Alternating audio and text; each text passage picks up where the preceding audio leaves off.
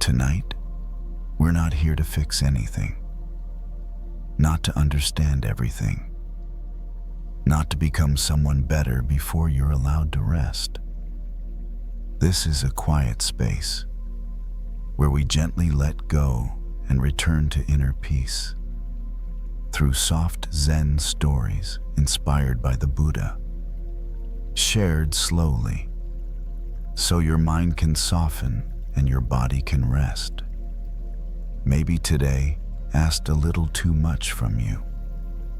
Too many thoughts, too many worries, too many small things you tried to hold together. And maybe, just for this moment, you're ready to set them down. Here, you don't need to improve yourself. You don't need to solve tomorrow. You are already enough simply by being here, breathing quietly. Just for a moment. Where are you listening from tonight? Wherever you are, I'm grateful you're here, sharing this quiet space. Let your breath slow as if it remembers the way home. Let your shoulders soften like they no longer need to carry the world. Tonight, we'll listen to a simple story. A story from ordinary life, carrying a small thread of Zen and Buddhist wisdom. Not to give you more to think about, but to help you loosen your grip. Because suffering rarely ends by force. It softens when we stop holding it so tightly. There's nothing to rush, nothing to achieve, only a gentle drifting into rest, into stillness. Whether you stay awake or slowly fall asleep, this moment is already enough. And now, we begin tonight's journey with these Zen stories.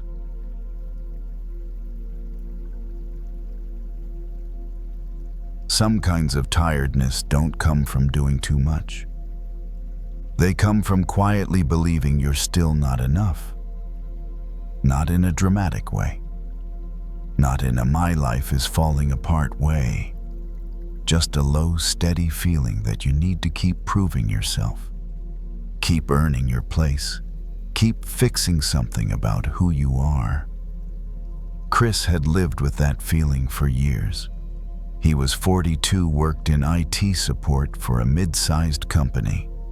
The kind of job where people only noticed you when something went wrong. Most days he moved through tickets and emails quietly, fixing other people's problems, resetting passwords, keeping systems running so smoothly no one had to think about them. By the end of the day, his shoulders always felt a little tight, like they were holding something up even after work was done. That evening, Chris sat at his small desk in the corner of his apartment. The overhead light was off. Only a desk lamp was on, casting a soft circle of light across the wood surface. Outside traffic hummed in the distance, steady and far away, like the city breathing on its own. His laptop was open, but he wasn't really looking at it. An inbox sat half cleared. A few messages he meant to answer later. Nothing urgent, nothing on fire. Still, his chest felt restless. Chris leaned back in his chair and reached for the hoodie hanging on the back. It was old, soft, the kind of hoodie you don't throw away because it still feels like home. As he pulled it on, his fingers brushed against something inside the pocket. He paused. There was a small weight there, familiar but unexpected.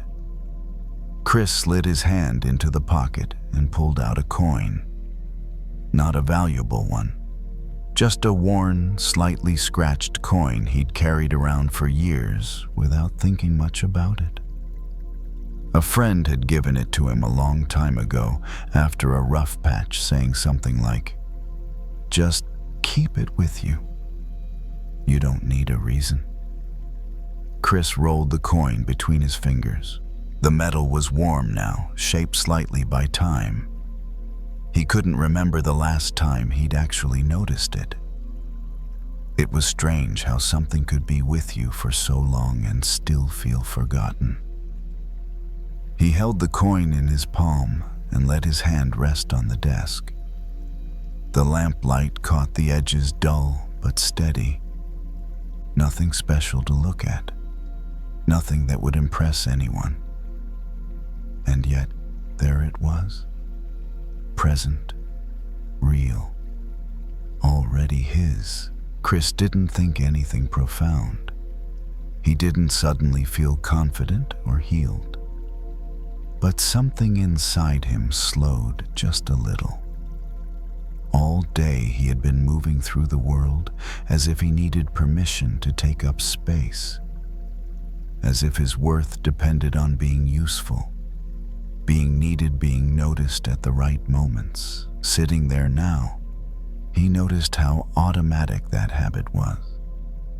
How easily his mind went to questions like, did I do enough today? Did I say the right thing? Did anyone really see me? None of those questions felt loud. They were quiet, practiced, almost polite. Chris closed his hand gently around the coin, not squeezing it, just holding it, feeling its shape against his skin. There's a story in old traditions about someone who wandered for years, poor and exhausted, begging for scraps, never realizing that a priceless jewel had been sewn into the lining of his own clothing the whole time. Chris didn't know that story. He didn't need to. He only felt the simple truth of the moment. Nothing had changed about him in the last 10 minutes. He hadn't achieved anything, hadn't fixed himself, hadn't become more impressive. And yet sitting there, he didn't feel as empty as before. He set the coin back into the pocket and zipped the hoodie halfway up. The fabric brushed against his neck, familiar and grounding. He rested his elbows on the desk and let his gaze soften, not really focused on anything in particular. Outside, a car passed. Somewhere, a door closed. Life kept moving without asking anything from him. Chris noticed his breathing without trying to control it. In and out. A little slower now. A little deeper, without effort. It occurred to him that maybe his exhaustion didn't come from lacking something. Maybe it came from constantly reaching for what was already here. The thought didn't demand agreement. It didn't try to convince him. It simply passed through like a quiet observation and left space behind it. Chris leaned back again, chair creaking softly. He didn't rush to stand up, didn't rush to do anything at all. For the first time that evening, he let himself be exactly as he was, without adding a silent requirement to improve. Chris stayed there for a while longer, not doing anything in particular. The desk lamp hummed faintly, the kind of sound you only notice when the room gets quiet enough. His laptop screen dimmed on its own, then went dark. He didn't reach out to wake it. The room felt softer without the light from the screen. Shadows settled into their places. Nothing demanded his attention. He stood up slowly and walked toward the window. The glass was cool when he rested his fingertips against it. Down below, a few apartment lights were still on. Others had gone dark. People ending their days in their own quiet ways.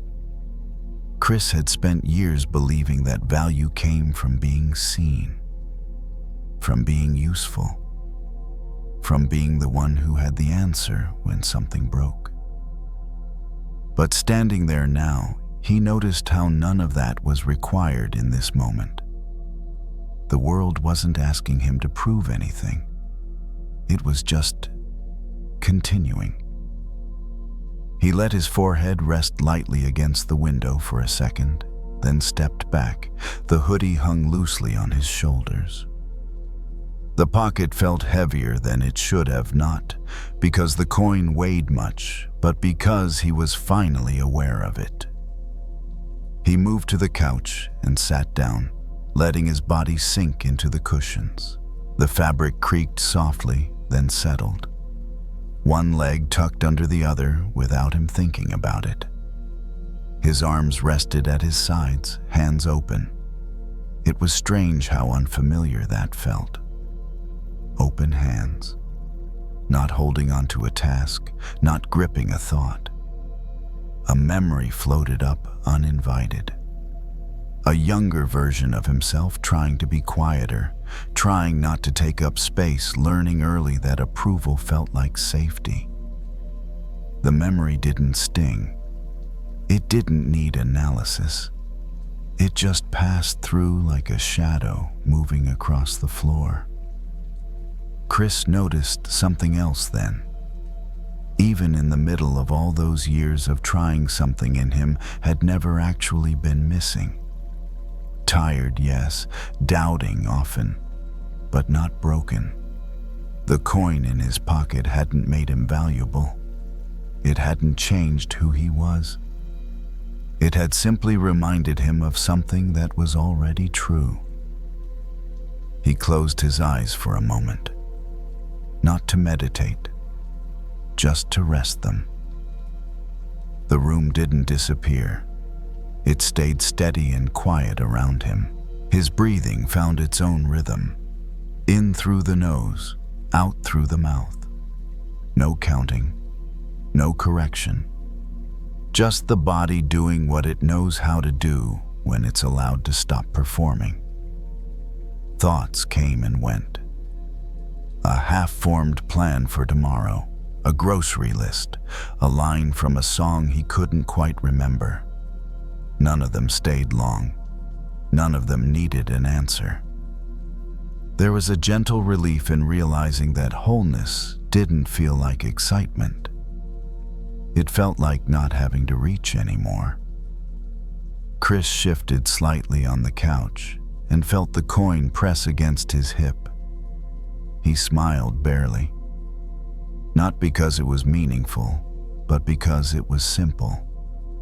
So much of his life had been spent looking outward, measuring himself against reactions, responses, silence. Tonight there was nothing to measure. The city sounds faded further into the background. A car door slammed somewhere far away. Then, nothing again. He stood up and walked toward the bedroom. He didn't bring his phone, didn't bring his thoughts about tomorrow. Just his body a little heavier in a good way, like something finally set down. When he lay on the bed, he didn't try to arrange himself perfectly. He let the mattress meet him where it did. The sheets were cool at first, then warm. His shoulders sank. His jaw loosened. The jewel in the pocket stayed where it was. It didn't need to be taken out. It didn't need to be admired. Some things don't need attention to keep shining. They just need to stop being forgotten. Chris breathed in once more, slowly, and let the breath go without holding on to it. Nothing needed to be added. Nothing needed to be earned. Nothing was missing. The night held everything else.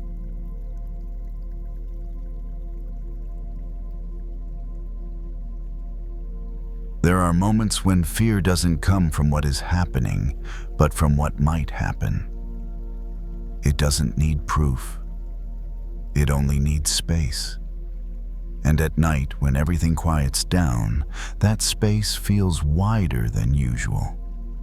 Brian finished his shift a little before 2 in the morning. He was a paramedic, 29 years old, used to fluorescent lights, the smell of antiseptic, and the steady beeping of machines. When he stepped into the back stairwell of the hospital, one that hardly anyone used, he stopped on one of the steps. Not because his legs were tired, but because his mind hadn't caught up with his body yet. The stairwell was quiet. Just the vending machine at the end of the hall coughing out a dry mechanical sound now and then falling silent again. Brian sat down, leaned his back against the cold wall, took off his gloves and slipped them into his jacket pocket. In that same pocket was a strawberry-flavored snack bar, something he'd bought quickly at the start of his shift and never got around to eating. He unwrapped it slowly. There was nothing special about it. A small snack, mildly sweet, not enough to count as a meal. But when he took the first bite, the strawberry flavor spread through his mouth more clearly than he expected. Not because it tasted better than usual, but because this was the first time in hours that he was actually feeling something that wasn't urgent. The images from his shift were still vivid in his mind. Moments right on the edge. Questions with no immediate answers. Futures that hadn't happened yet but had already been imagined in countless ways. He was used to standing between two sides, living and not living, okay and not okay. And because he was used to it, fear no longer arrived as a shock. It came like a slow current, quiet, constant, always there. There was an old story Brian had heard somewhere, though he couldn't remember from whom, about a person who falls off a cliff, clinging to a branch danger above a deep abyss below. And in that moment, the person notices a strawberry growing out of the cliffside. Red, ripe, sweet. Hanging there between life and death, the person reaches out, picks the strawberry, and eats it. Brian didn't think of the story as a metaphor. He only noticed that he was in a familiar place between a past that had just ended and a future that hadn't arrived yet. Between what could have happened and what might still happen. And right in the middle of that space was the taste of strawberry slowly dissolving on his tongue. Fear often tells us, be prepared. Think more. Imagine it ahead of time so you won't be caught off guard. But Brian's body in this moment didn't need to prepare for anything. It just needed to sit there, lean against the wall, and chew slowly. He looked down at his hands. The faint marks from his gloves were still pressed into his skin. Small signs of how tightly he'd been holding on for hours. He opened his hand, then closed it again, without any real purpose, just to feel the difference between gripping and letting go. Some fears can't be erased with positive thinking. They only soften when we stop running ahead of them. When we stop living a few hours, a few days, or a few years into the future, and come back to where we actually are. Not because this place is perfectly safe, but because it's the only place that's real. Brian leaned his head back and closed his eyes for a moment. Not for long, just long enough for his breathing to slow down. He didn't count breaths or follow any technique. He let his lungs do what they already knew how to do. Somewhere in the distance, an ambulance siren passed by, then faded away. The world kept moving. It didn't need him to hold it together. He opened his eyes and looked at the nearly finished snack bar. Something very small, very ordinary, but enough to bring him back to this moment. Not to erase fear, but to see that even inside fear, there can still be sweetness. Not always obvious, but real. Brian stood up and brushed the dust off his pants. He didn't think about tomorrow.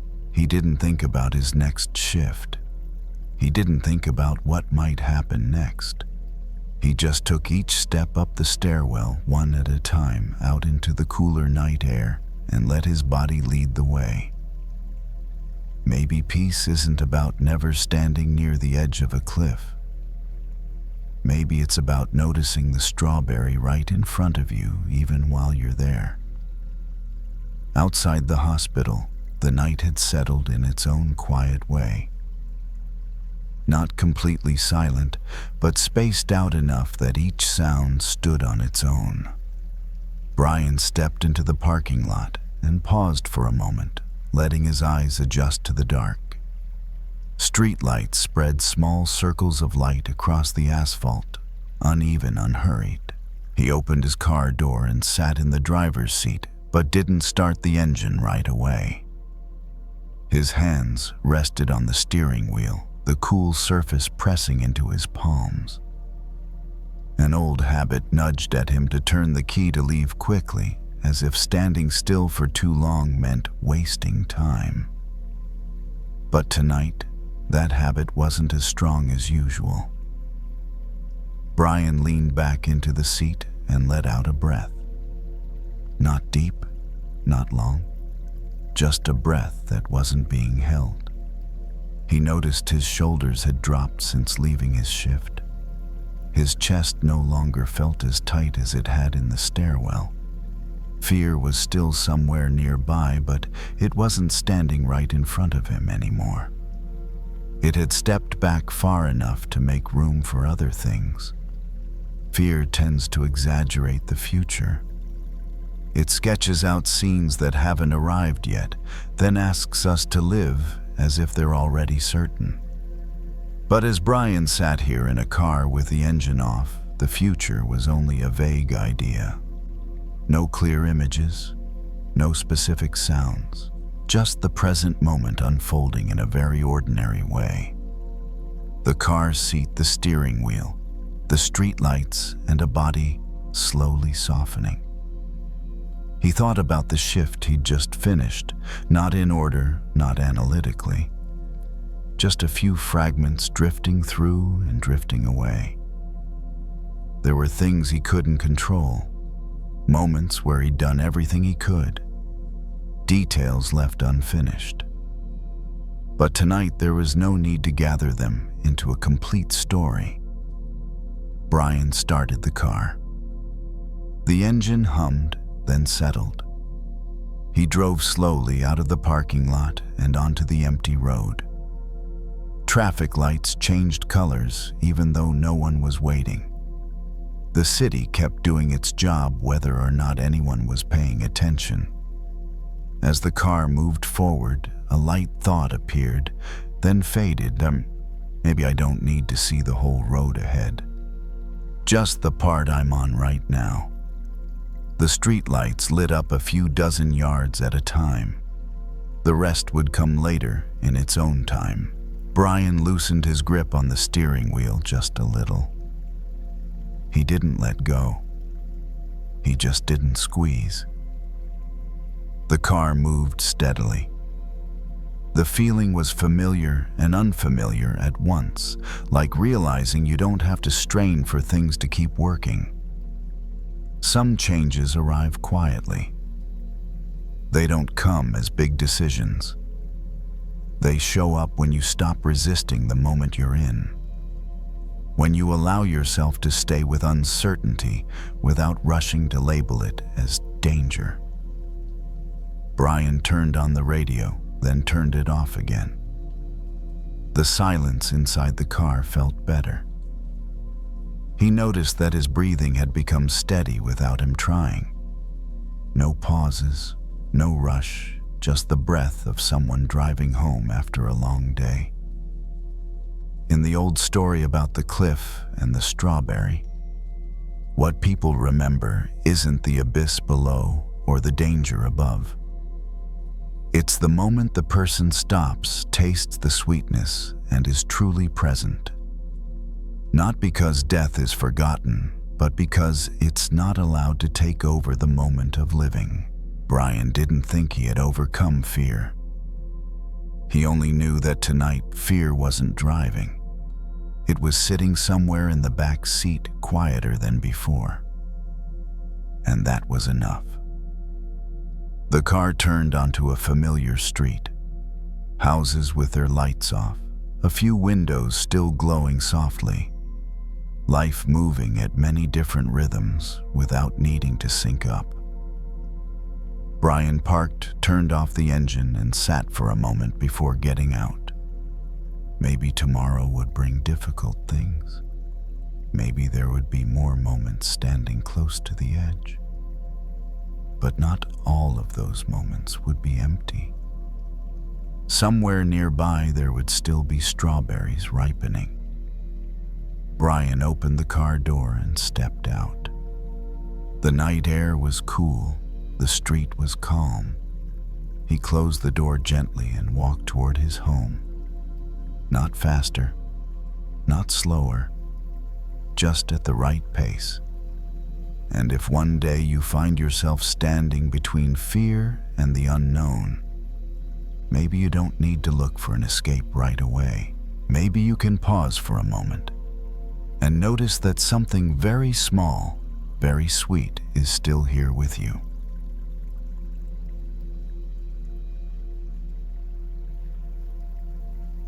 Anger doesn't always explode like fire.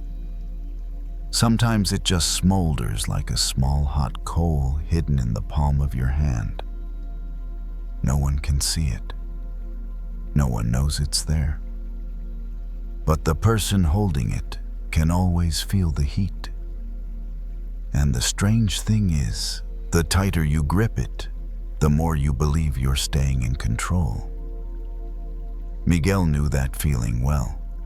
45 years old, a line cook in a small restaurant used to long shifts and late nights. That evening, after clocking out, he didn't go straight home. He walked slowly along his usual street where the streetlights formed soft, uneven circles on the sidewalk. The air was cool enough to dry the sweat on his skin, but not cool enough to calm what was heating up inside him. His right hand absent-mindedly rubbed the center of his left palm. There was a faint scar there left over from an oil burn years ago. It didn't hurt anymore. But every time he touched it, the memory of that sharp sting came back clearly, just like the anger he was carrying now. Not new, not explosive, just something he had never really set down. It had started with a comment in the kitchen. No raised voices, no argument. Just a short remark said while he was at his busiest. Miguel had stayed quiet then, nodded, kept working. But the anger didn't disappear. It followed him out of the restaurant, clinging to every step, every breath. He replayed the comment in his mind. Then he imagined how he should have responded. Then he ran through a few more made-up scenarios. Each time his chest tightened a little more. Not because of the other person, but because he was adding fuel to a fire that was already there. Miguel stopped at a street corner. The sound of cars in the distance flowed steadily, like a quiet current. He opened his hand and looked at his palm under the soft yellow light. There was no coal there, just skin and old scar and the natural warmth of his body. And yet the heat still felt real. There are times when we believe we're holding on to anger to protect ourselves. That if we let go, we'll lose our ground. That if we don't hold on, the other person will never understand how much they hurt us. But we rarely stop to ask, while we're waiting for them to understand, who is the one getting burned. Miguel let out a slow breath, not a deep, effortful one, just a slightly longer exhale. His shoulders dropped almost imperceptibly. His feet kept moving, but at a gentler pace. He realized he'd been clenching his hand the entire walk without noticing. He remembered the burn from years ago. When hot oil splashed onto his hand, his first reaction wasn't to clench. It was to let go, to drop the knife, to set the pan down, to let his hand cool, to keep the damage from getting worse. No one had taught him that. His body already knew, and yet with anger he had done the opposite. He held it, turned it over in his mind, carried it with him as if it were an essential part of the story. But anger didn't make the story clearer. It only made the storyteller more tired. Miguel slowed again, then stopped completely beneath a streetlight. His shadow stretched long across the pavement. He opened his hand once more, this time with a little more awareness. Not to achieve anything, just to feel the difference between gripping and opening. Nothing magical happened. The anger didn't vanish. But there was a very small moment when he realized he didn't need to keep hurting himself just to prove that he had been hurt. The heat stopped increasing, and that alone was already a change. Miguel turned toward home. The street looked the same, the lights were the same, but his steps were little lighter than before. Not because everything was resolved, but because he had stopped holding so tightly. Some nights we don't need to forgive. We don't need deep understanding. We don't need a conversation. We just need to put the hot coal down first. The rest can wait. Miguel got home after midnight. The small apartment was quiet, with only a dim kitchen light glowing softly, just enough so he didn't need to turn on anything else.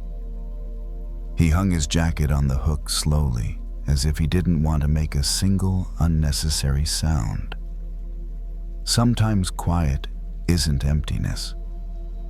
Sometimes it's a place where the body finally stops being on guard.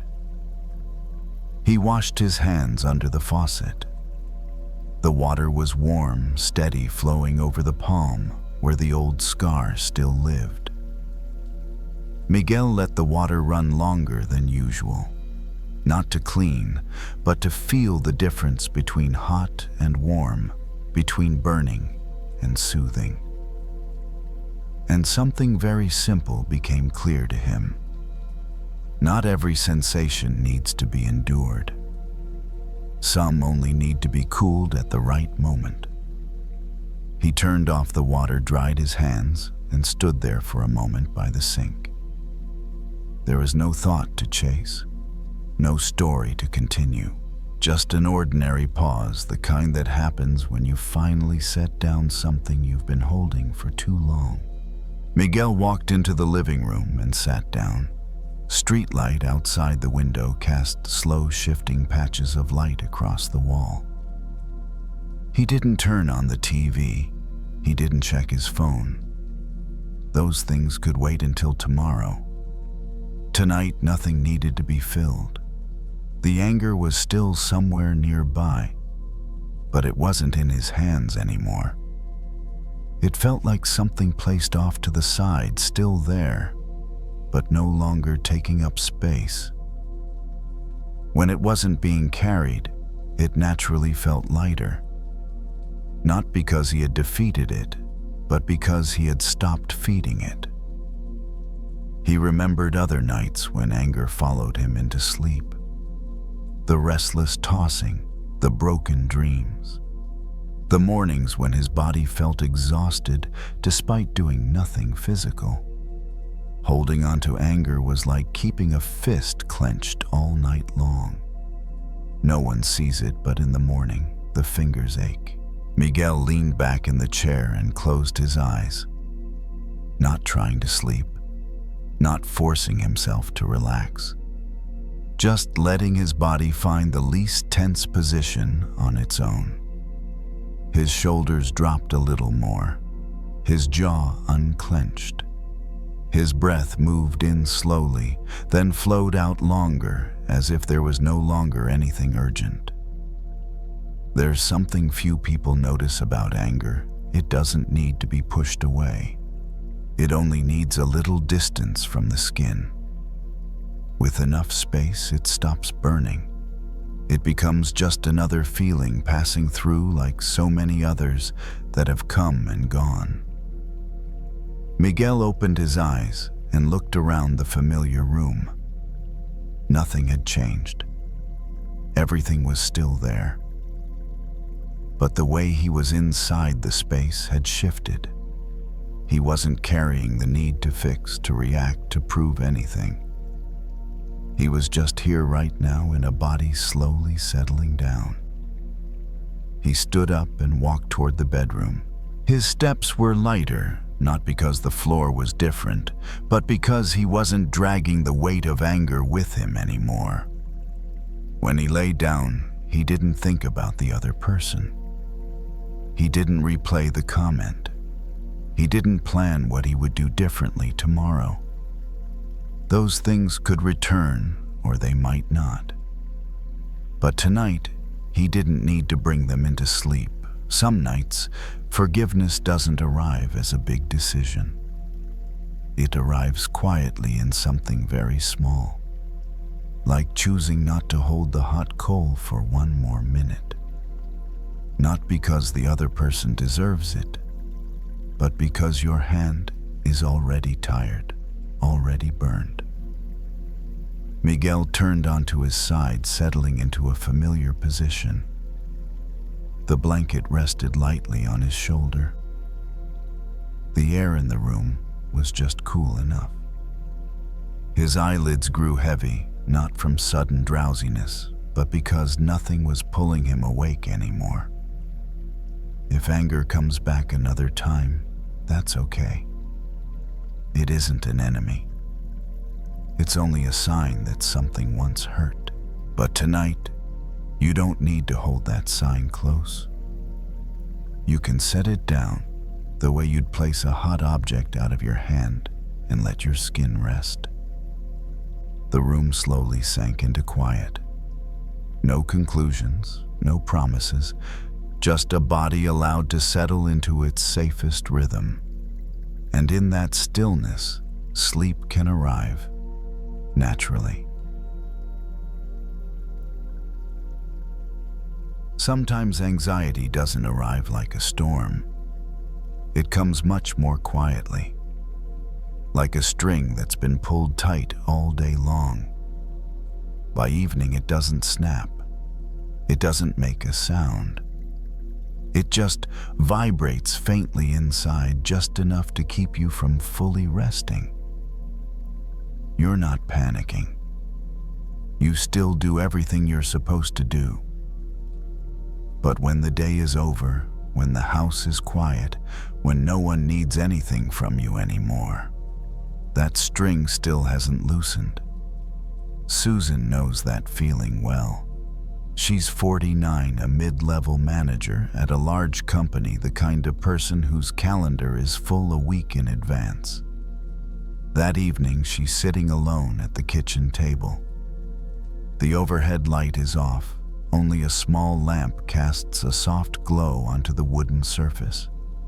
In front of her is a printed performance review folded neatly in half, placed carefully, like something that needs to be dealt with. Beside it sits a cup of tea that went cold a while ago. In the quiet kitchen, the wall clock sounds louder than usual.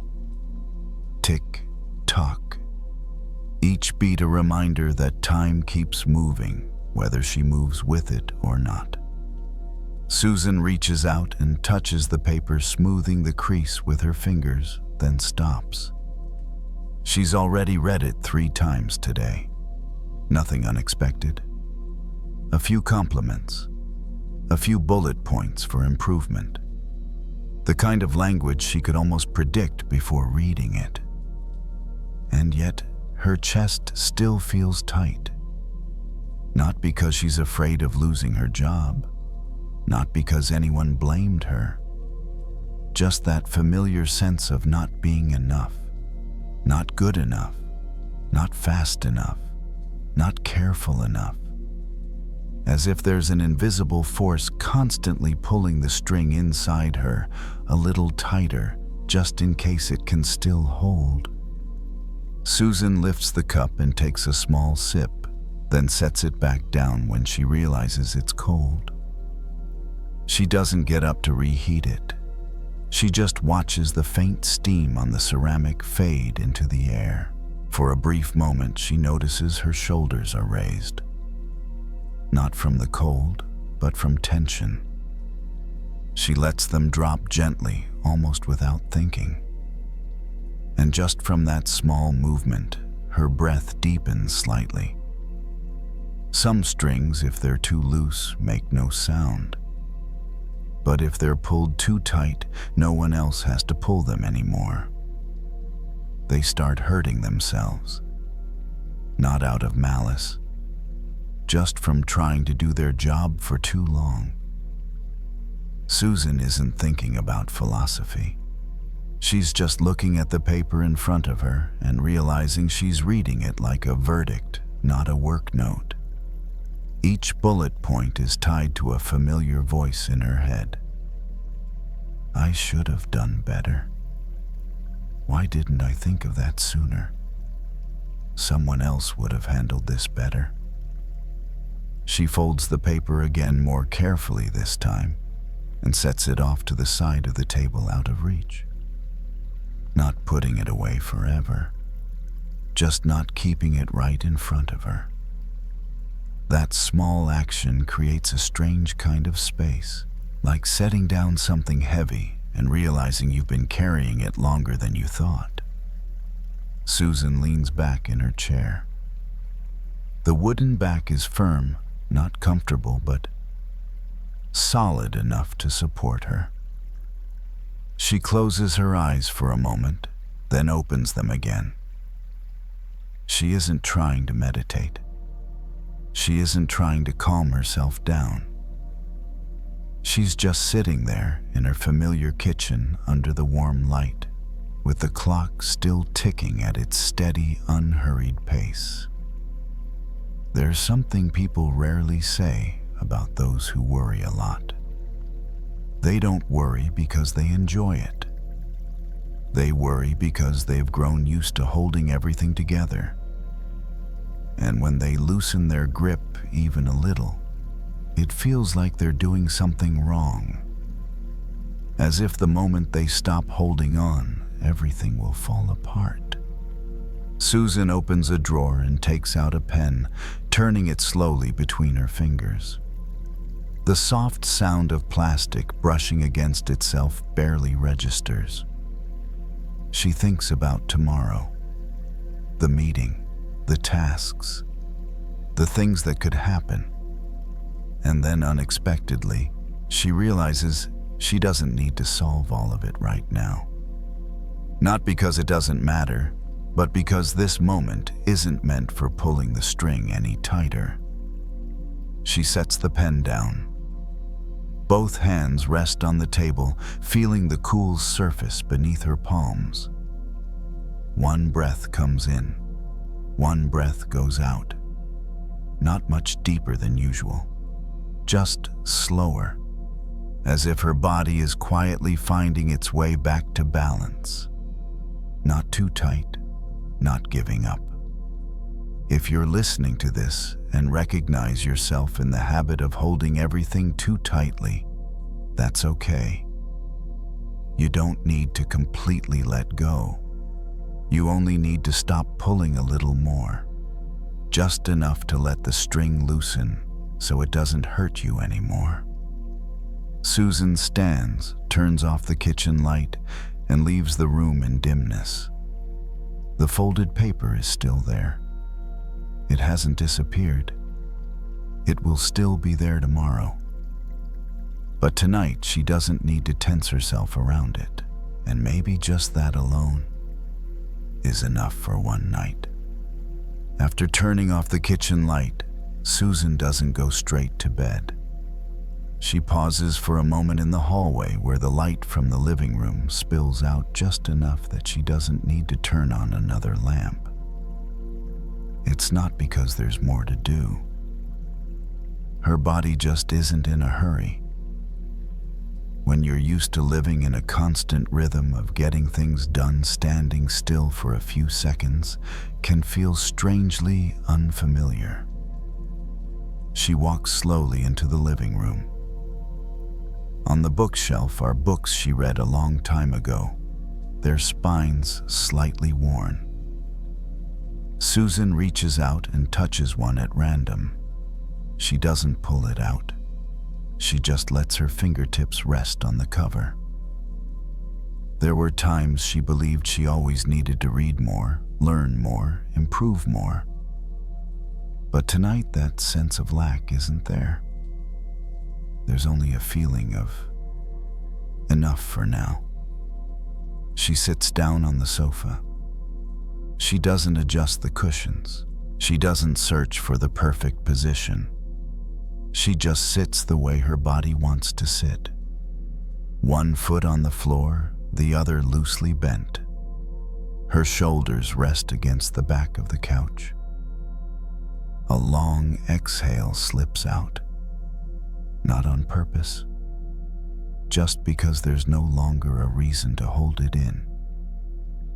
The string inside her, the one that's been pulled tight all day, doesn't suddenly loosen all at once. It doesn't disappear, but it stops vibrating. Like a string after it's been set down, no longer pulled, no longer touched. The sound fades, not because it's forced into silence, but because there's no more tension acting on it. Susan thinks about all the times she's tried to do things right, on time, by the book, meeting expectations.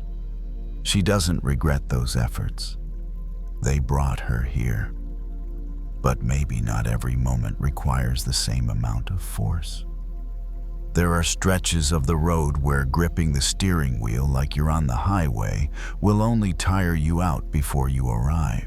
Outside, the city keeps moving at its own pace. A car passes by, then fades into the distance. A traffic light changes color at the corner. Susan doesn't follow any of it closely. She just knows that things are still happening even without her involvement. There's a quiet relief in that realization, hard to put into words. She rests both hands on her thighs. Her palms feel warmer than the tabletop from earlier.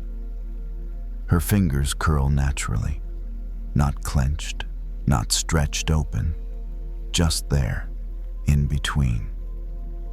Maybe this is what people mean by balance, but Susan doesn't need to name it. She just knows this position doesn't hurt. If a thought comes up, she doesn't push it away. She simply notices it. Oh, there it is. And lets it pass like a distant sound. Not every thought needs to be followed to the end. Some only need to be seen. Time seems to slow down. Or maybe the pressure around time has eased. Susan doesn't check the clock. She doesn't need to know how much time has passed. In that quiet space, she realizes something very simple. Peace doesn't come from having everything sorted out. It comes from stopping the sorting, at least for now. She stands up again this time to go to bed. She doesn't bring the printed review with her. She doesn't bring the pen. She only brings a body that feels a little lighter than before. When she lies down, she doesn't force her eyes to close. She lets her eyelids grow heavy in their own time. Some nights, you don't need a solution. You only need permission to stop pulling the string, to let it stay at its natural tension, not so loose that you give up, not so tight that it hurts, just enough that tomorrow when you need it, it can still resonate in a healthier way. If you fall asleep at some point while listening to this story, that's completely okay. There's no right moment to sleep. There's only the moment your body is ready. And if you're still awake, that's okay too. You're in a space that doesn't demand anything from you. No pressure, no urgency, no grading. Just one more breath, in and out. As light as setting down something you've been holding all day. The night doesn't need you to be perfect. It only needs you to stop bracing. Listen for a little while, and then let yourself sleep.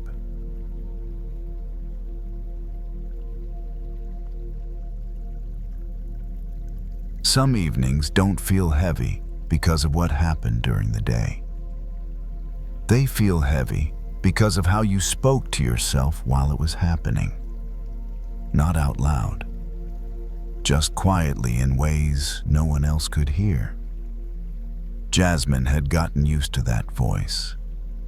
She was 34, worked as a real estate agent, and spent most of her days smiling, reassuring, adjusting her tone depending on who stood in front of her. Confidence was part of the job. Calm, too. People wanted to feel safe when they talked about homes, money, futures. Jasmine knew how to give them that feeling. What she rarely gave herself was the same kindness. That night she came home later than planned.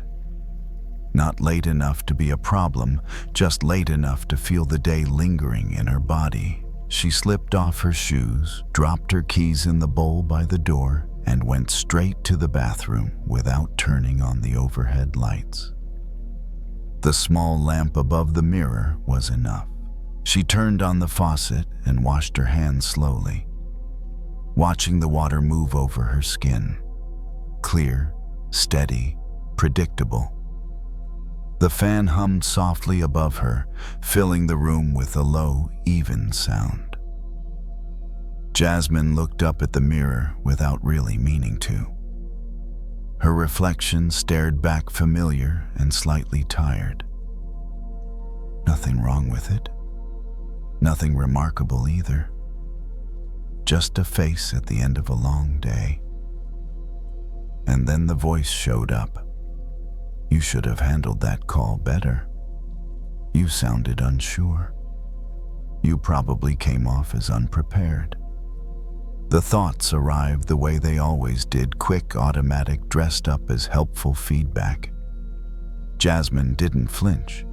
She had heard them so many times they felt like part of the background. She reached for a towel and dried her hands, her eyes still on the mirror. For a moment, she noticed something small. The tighter her thoughts became, the harder her face looked. Jaw set, brow slightly furrowed, shoulders rising without permission. She exhaled without planning to. The face in the mirror softened just a little. Jasmine leaned closer and rested her hands on the edge of the sink. The glass reflected her exactly as she was. Not worse, not better, just accurate. She thought about how often she treated herself like a project that needed constant improvement. How every interaction became something to review, every silence something to interpret. The world in her mind felt sharp because her inner lens was sharp. The mirror didn't argue. It didn't reassure her either. It simply showed what was placed in front of it. Water continued to run in the sink. Jasmine turned it off and listened to the last drops fade away. The quiet felt wider now, like the room had exhaled with her. She remembered something she once heard, though she couldn't recall where. A lake reflects whatever stands before it. It doesn't decide what's worthy of being seen. That idea stayed with her as she studied her own reflection. Maybe the world hadn't been harsh today. Maybe it had simply been reflecting the way she was looking at herself. That thought didn't accuse her. It didn't blame her. It just hovered, offering space. Jasmine straightened and gently wiped a small smudge from the mirror with her sleeve. The glass cleared only slightly, but enough to notice the difference. The reflection didn't change much, but the effort felt kind. She turned off the bathroom light and walked into the bedroom, leaving the mirror behind. The apartment was quiet. Streetlights cast soft lines across the floor. She sat on the edge of the bed and let her shoulders drop forward, then back. For the first time that evening, she didn't replay the day. She didn't rewrite conversations. She didn't correct herself. She simply sat. If the world felt harsh sometimes, Jasmine realized it might not be because it was judging her. It might be because she was standing in front of it with clenched hands and a tight heart. And just like the mirror, the world could only reflect what it was given. She lay down slowly, the mattress meeting her weight without resistance. Her breathing deepened on its own. Somewhere inside, the voice grew quieter, not because it was silenced, but because it wasn't being fed. The lake doesn't need to change the sky. It only needs stillness to reflect it clearly. Jasmine closed her eyes, letting that thought settle without turning it into a rule or a promise. Just a gentle understanding allowed to be unfinished. Jasmine lay still for a while, long enough for the room to lose its edges. The streetlights outside didn't move, but their glow softened as her eyes adjusted. Somewhere below, a car passed and then faded, leaving the night intact again. Nothing called for her attention. Nothing needed a response. Her body began to settle in small, quiet ways. Her jaw loosened first, then her shoulders. The tight place between her ribs softened, as if it had finally been given permission to stop holding itself together. She thought again about the mirror, about how easily she had believed the reflection was the problem. For so long she had assumed that if the image felt harsh, then something about her must be harsh too. But mirrors don't judge. They don't criticize. They don't exaggerate.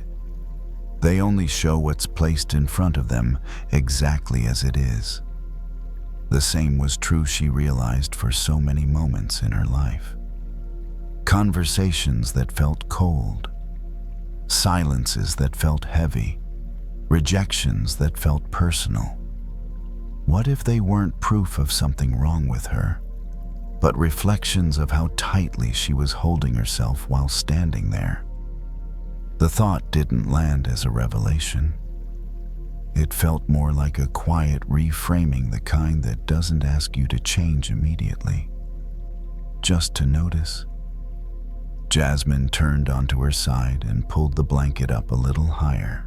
The fabric brushed against her cheek, grounding familiar. Her breathing slowed further, deep and uncounted. Thoughts still came, but they moved like ripples now instead of waves. A showing that didn't turn into an argument. A message she hadn't answered yet. A feeling of mild regret that didn't demand punishment. She noticed how different it felt to meet those thoughts without sharpening them, without turning them into evidence, without adding a second layer of judgment on top. In the bathroom earlier, when she had softened her face, the reflection had softened too. Not because the mirror changed, but because she did. That small act of gentleness had altered the entire scene. Maybe self-worth wasn't something you built or earned. Maybe it was something that appeared naturally when you stopped attacking your own reflection. Jasmine didn't promise herself she would be kinder from now on. She knew better than to make vows at night, but she allowed the possibility that tomorrow didn't need to begin with criticism. That the day could be met with open hands instead of clenched ones. Her breath moved slowly in and out, steady as water settling after being stirred. The image of a lake came to her mind, calm and wide. When the surface is agitated, everything looks distorted. When it rests, the sky shows itself without effort. She didn't need to fix the lake. She only needed to stop throwing stones into it. The thought drifted through her and dissolved before it could turn into advice. Jasmine stayed with the feeling instead. The quiet relief of not having to manage herself for a moment. The safety of not being evaluated. Outside, the city continued to exist without her supervision. Lights stayed on, lights turned off, people slept, people woke. The world didn't require her commentary to keep moving. Jasmine felt herself getting heavier in the good way. The kind of heaviness that comes before sleep when the body trusts the surface beneath it. Her eyelids grew warm. The space behind her eyes darkened. If the world reflected how she treated herself, then this moment mattered. Not as a lesson, not as a breakthrough, but as practice. A brief experience of being met with softness instead of scrutiny. She let her thoughts blur at the edges, let the day slide out of focus. There would be time later to look again if needed. Tonight wasn't for that. The lake doesn't hold on to images. It reflects and then it rests. Jasmine rested too.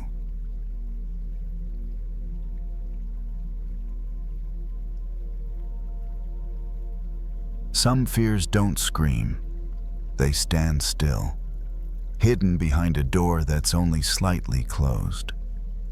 And because they stay there so long, they begin to grow inside the imagination. Chloe got back to her room late that night. Her shift at the store had run longer than expected. Her feet ached. Her mind felt empty in a familiar way. The bedroom was small. A soft yellow desk lamp gave just enough light to move around without tripping, but not enough to make everything feel fully clear. She set her bag down on the chair, slipped off her shoes, and sat on the edge of the bed for a moment. Not because anything was wrong, just because her body wasn't ready to stand again yet. In the quiet room, there was a very soft sound, the steady hum of the air conditioner repeating like a background rhythm. Chloe was 22, working in retail, used to smiling, responding, reacting quickly. But when she was alone, that reflex wasn't needed. And when nothing needed her reaction anymore, the things she'd pushed aside all day began to show themselves. Her eyes drifted to the closet. The wooden door was closed. Nothing unusual about it. And yet, there was a faint, almost shapeless feeling that something inside hadn't been touched. Not in a horror movie way. Just a pocket of darkness holding thoughts she wasn't quite ready to face. Chloe stood up and walked toward the closet. Her hand rested on the handle, then stopped. Not because of clear fear, just a familiar hesitation. Like knowing there's an unread message, but not opening it yet, not because of what it says, but because of what it might stir up. Some fears grow precisely because we avoid them. Each time we don't open the door, the mind adds another detail, another possibility, another imagined outcome. And before long, the door stops being just a door. It becomes a symbol for everything we haven't dared to look at. Chloe let go of the handle and turned back to the bed. She sat down, pulled the blanket up slightly, then let it fall back again. She wasn't trying to sleep yet. Being close to the bed just made her feel safer. In her mind, familiar thoughts began to run quietly. What if I'm not good enough? What if I choose the wrong path? What if everyone else moves forward and I stay stuck? They didn't make noise, but they were clear enough to tighten her chest just a little. She closed her eyes for a few seconds, then opened them. The desk lamp looked the same. Nothing had changed. And in that moment, Chloe realized what was exhausting her wasn't the lack of answers, it was leaving the questions in the dark. She stood up again. This time she moved more slowly. Her hand returned to the closet handle. Cool, ordinary. No sign of danger, just wood, metal, and her own room. Chloe pulled the closet door open just a crack. Not all the way, just enough for a line of light to slip inside. Hanging clothes came into view, a few jackets, plastic hangers tapping softly against each other. No ghost, just familiar things quietly waiting to be seen. She opened it a little more. The light spread. The inside of the closet became clearer. And at the same time, a strange feeling appeared: lightness. Not because anything had been solved, but because there was no longer a need to imagine. Some fears don't need to be defeated. They only need to be seen. When light touches them, they shrink not from shame, but because their job is finished. Chloe let out a breath, longer than usual. Her shoulders dropped. She realized she'd been holding tension for a long time without noticing. Not because of the closet, but because of the thoughts that had been standing there unopened for too long. She opened the closet door all the way, looked inside without rushing, just looked. No analysis, no labels. There were clothes she hadn't worn in a long time, items that belonged to earlier chapters of her life. Nothing frightening, just time having passed. Chloe closed the closet door again. This time the motion was softer. Not closing it to avoid something, but closing it after having looked. She went back to the bed and lay down. The air conditioner continued its steady hum. The ceiling was still. But inside her, a small space had opened. Not an empty space of lack, but a space created by no longer having to brace herself against avoidance. Maybe fear isn't most frightening when it's in front of us. Maybe it's most frightening when we leave it behind a door and let imagination do the rest. After closing the closet door, Chloe didn't turn on any more lights. She let the room stay exactly as it was, bright enough to see dim, enough not to demand attention. There was a subtle shift in the air, hard to name, as if the room had just exhaled after holding its breath for too long. She lay on her side and pulled the blanket up to her shoulders, not curling in on herself like she often did, not shrinking, just lying there, letting her back sink into the mattress, letting her weight be held by something other than herself. The air conditioner continued its steady hum, a familiar background sound that didn't need listening to. The thoughts were still there, but they weren't pressed right up against the edge of her awareness anymore. They had stepped back a little, like when you turn on a light in a dark room. The objects don't disappear.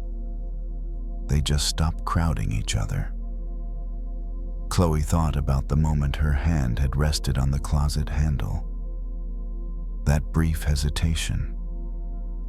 Not exactly fear, but uncertainty about whether she was ready to look. And then after she had looked, she realized the hardest part hadn't been what was inside, but carrying it around without knowing its shape. Some fears survive on vagueness. They don't need to be big. They only need to stay unseen. And once light is present, they don't have much work left to do. Chloe rolled onto her back. The ceiling was faint in the lamplight. She let her eyes rest on an indistinct spot, not trying to focus. Her breathing was even. Not deep, not shallow, just even. A quiet understanding settled in. She didn't need to solve every question the moment she saw it. Seeing was enough for tonight. No answers required. No plans needed. Just knowing they weren't ghosts. In the stillness of the room, nothing was asking anything of her. No one waiting for a response. Nothing to prove. Chloe wasn't a better version of herself than she had been earlier. She was just a version that was avoiding a little less. And that didn't feel exhausting. A soft click came from the air conditioner as it shifted cycles. Chloe closed her eyes, not to fall asleep yet, just to stop looking. A gentle warmth spread from her chest, not happiness, not sadness, just the feeling of being allowed to be still. If the questions returned tomorrow, they would return. There was no promise they would disappear. But now Chloe knew she could open the door when she needed to. And knowing that was enough to make the darkness less frightening for now. She placed one hand on her belly and felt the rise and fall of her breath. No need to control it. No need to track it. Just noticing. Some nights don't require great courage. They only ask for one small act to look and then allow yourself to rest afterward. Not resting because you've defeated fear, but resting because you're no longer running. The room slowly settled into a deeper quiet. The background hum steady. The light unchanged. Chloe didn't need to change anything else. The night held the rest for her.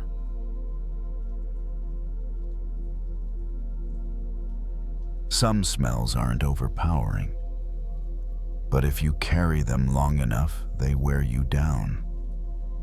Not because they bother anyone else, but because you're the one closest to them. Resentment is like that. It doesn't always flare up as anger. Sometimes it's just a low, lingering odor that clings to everyday moments. Rachel got home after the sky had fully darkened. She set her bag on a chair, slipped off her shoes by the door, and went straight into the kitchen. A long workday, picking up her child a few unexpected phone calls.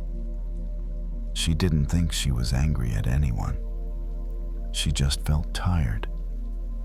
A kind of tiredness without a clear source.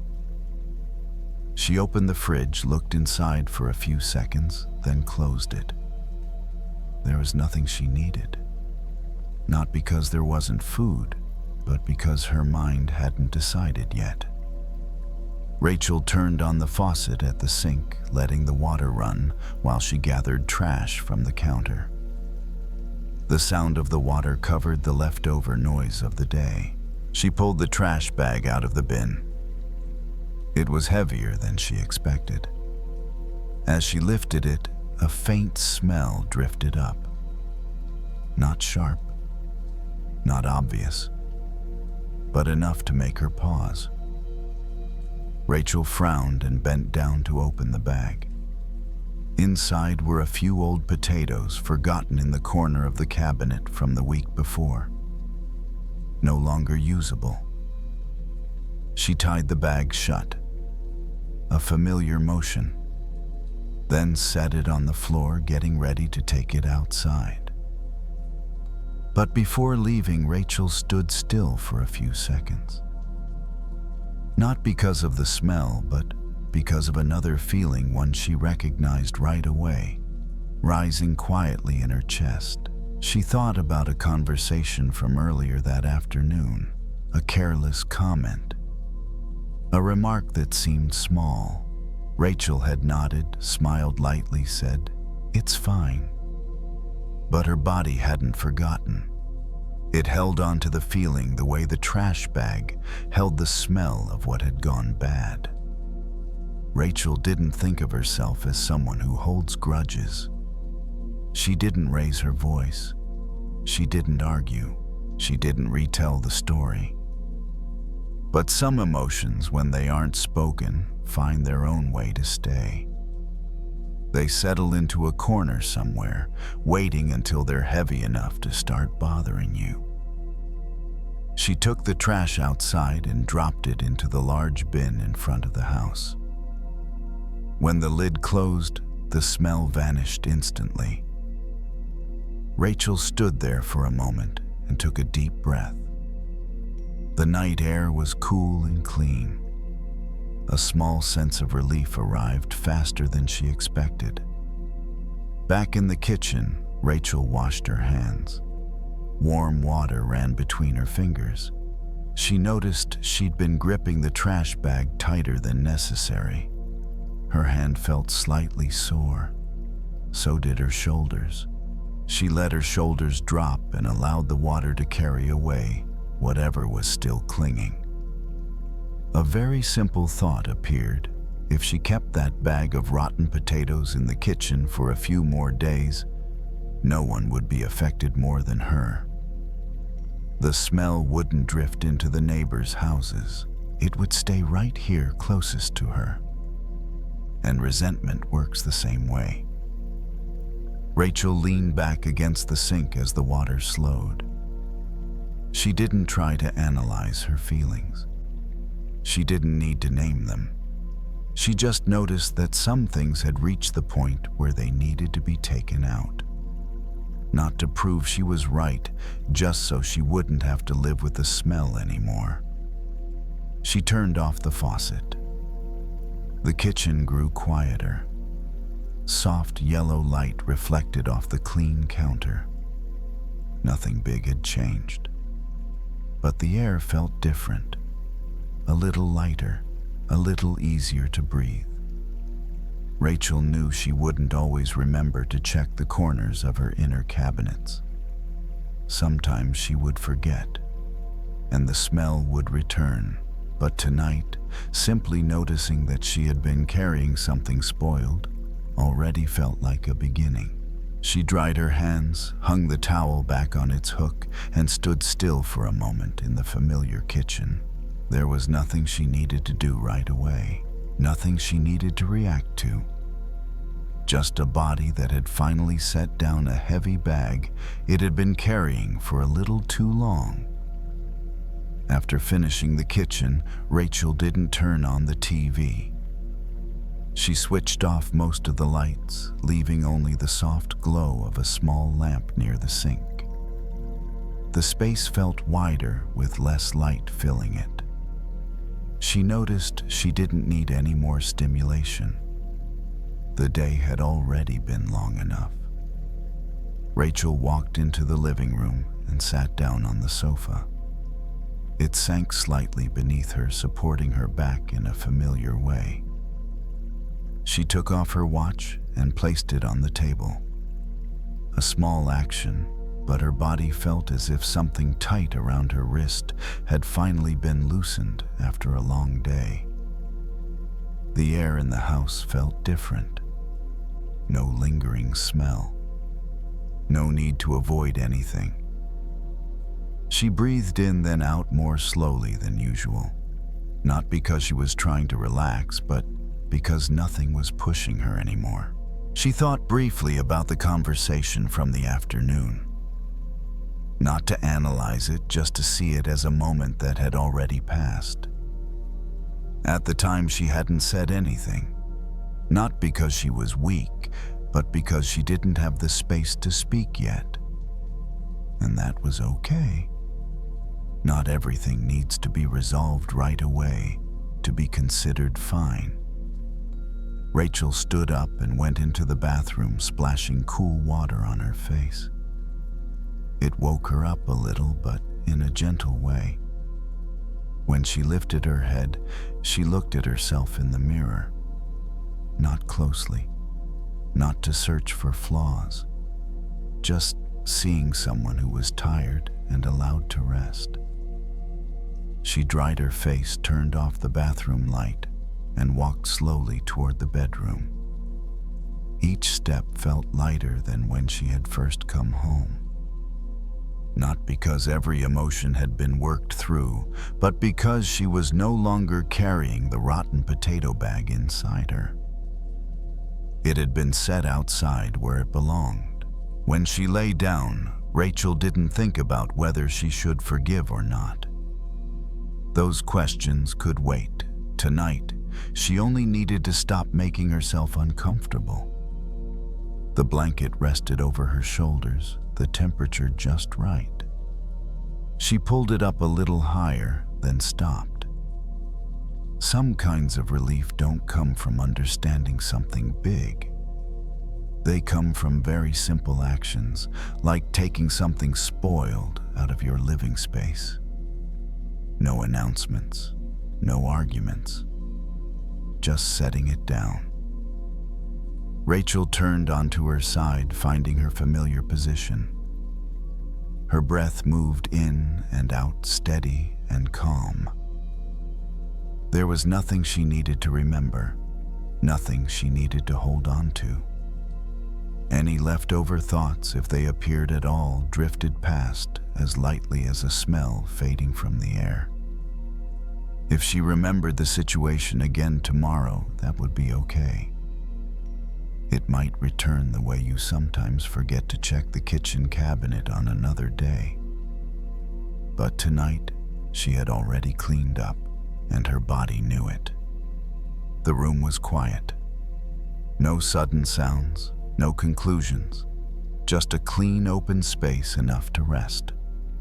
And in that space, sleep arrived without hurry, the way it does when the house is finally clean and there's no lingering smell left to pull you back.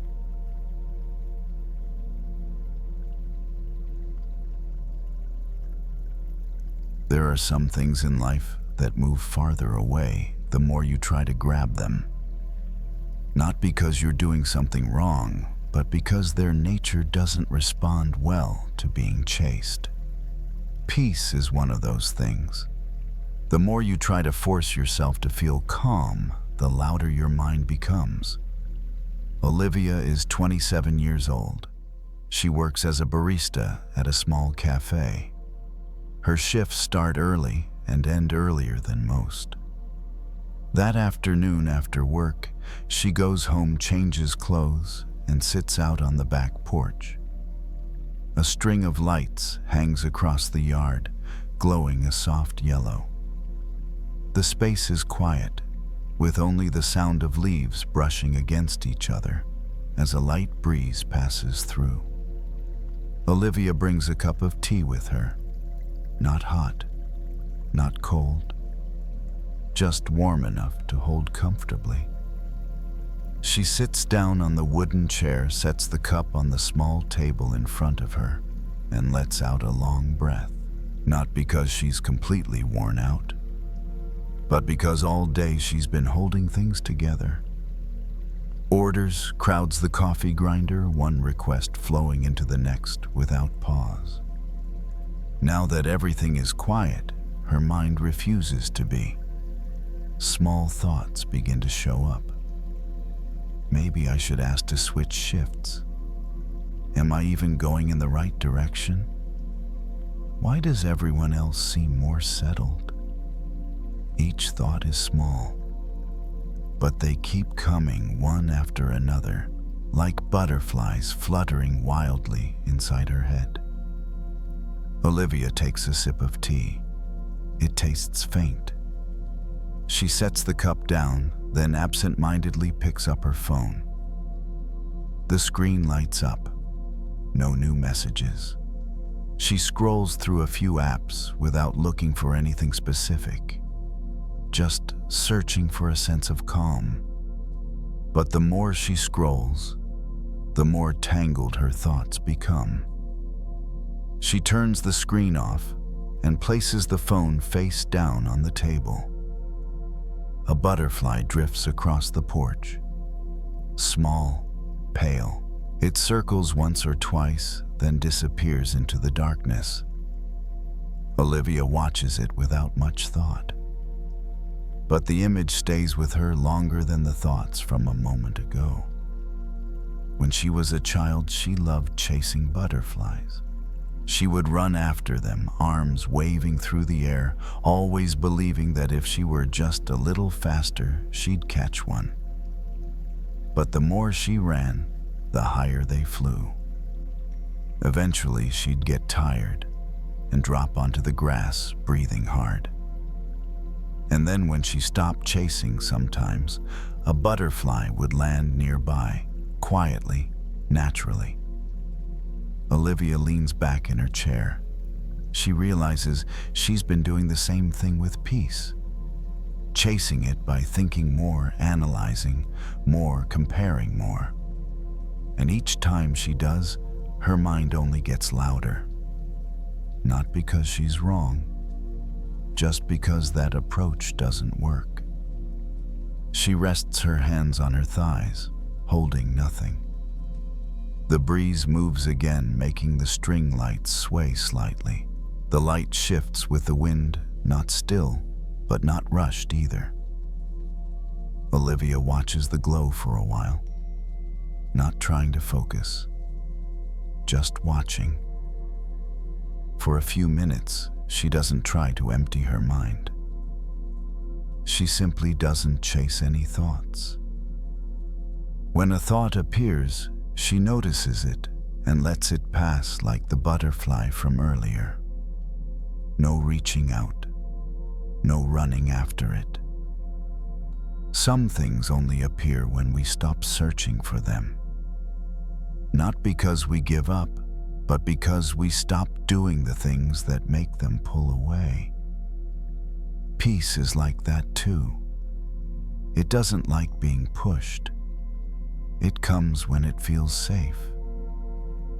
Olivia closes her eyes for a moment, not to sleep, just to feel the cool air on her face. A car passes somewhere in the distance. Dry leaves crunch under someone's steps nearby. The sounds are there, but none of them ask anything of her. She opens her eyes again. The butterfly doesn't return. But something inside her has shifted. Not complete calm, just less tension. Like when you stop running and your heartbeat slowly finds its way back to normal. If you're listening to this and recognize how you've been chasing a feeling of calm, that's okay. Many people do. And many people grow tired from it. Maybe tonight you don't need to look for peace at all. Maybe you only need to sit still for a moment and let it come to you on its own. Olivia stays on the back porch a little longer. Not because she's waiting for anything to happen, but because there's no longer a reason to rush back inside. The tea has gone completely cold. She doesn't pick it up again. She just lets it sit there like a quiet sign that it's okay for things to pause for a while. The air feels cooler now. The string lights sway ever so slightly, their glow shifting slowly, unevenly, but not in a way that demands attention. Olivia lets her eyes rest on the dark yard in front of her. She isn't looking for anything in particular, just seeing what's already there. A small thought appears. I'm sitting here doing nothing. Right after it, another follows. Is this a waste of time? Olivia smiles very faintly, almost imperceptibly. She doesn't answer either thought. There's no need. They arrive and then they move on like two butterflies passing through the air. She adjusts her position, leaning more fully into the chair. The back of it is cool and solid. Her body is supported now, no need to hold herself upright. When she doesn't have to hold, her shoulders drop on their own. Her breathing slows, not by counting, just by following the ease of each exhale. Some evenings, what exhausts us isn't the work itself, but the constant reminder that we're supposed to be doing something. Supposed to relax. Supposed to be calm. Supposed to figure things out. But peace doesn't arrive on command. It shows up when no one is standing in front of it, hands outstretched, demanding it appear. Olivia looks down at her hands. They're open, not clenched. Her fingers curve naturally. And she notices something simple. When your hands are open, there's nothing to drop. There's just space to hold something if needed. And when nothing is needed, that space still feels okay. Another butterfly drifts into the circle of light. This one doesn't loop around much. It glides through slowly, then lands on the edge of the table for a few seconds. Olivia doesn't move. She doesn't hold her breath. She doesn't think she has to memorize the moment. She just watches. And then the butterfly lifts off again. The moment is brief, but it's enough for her to see something she'd only heard before. Some things only appear when we stop trying to pull them closer. Not because we don't care, but because we stop frightening them. Olivia closes her eyes. This time her eyelids feel a little heavier. She doesn't resist it. She also doesn't force herself to stay awake. She lets her body decide. If it wants to stay alert, that's fine. If it wants to rest, that's fine too. In that quiet space, thoughts still appear now and then. But they don't crowd in. They arrive one at a time, then fade. No story gets told from beginning to end. No loop grows strong enough to carry her away. If you're listening to this and your mind still feels a bit busy, that's okay. You don't need to push it away. Just don't run after it. Like butterflies, you don't have to sit perfectly still in a tense way. You only need to pause and let things unfold. Maybe tonight you don't need to look for peace. Maybe it's already very close. It just doesn't like being chased. When it's fully dark, Olivia stands up. She turns off the string lights and slides the porch door closed. There's no sense of loss. Just the feeling that this moment was enough. She moves back inside slowly, as if she doesn't want to disturb the calm that settled in. When she lies down, she doesn't think about tomorrow. She doesn't think about choices that need to be made. She lets her head rest on the pillow, lets the blanket cover her. Everything is exactly where it needs to be. If you fall asleep at some point while listening to this story, that's perfectly natural. If you haven't yet, you're still resting. There's no need to chase sleep. Just let it come to you. Listen a little longer, or fall asleep whenever you'd like.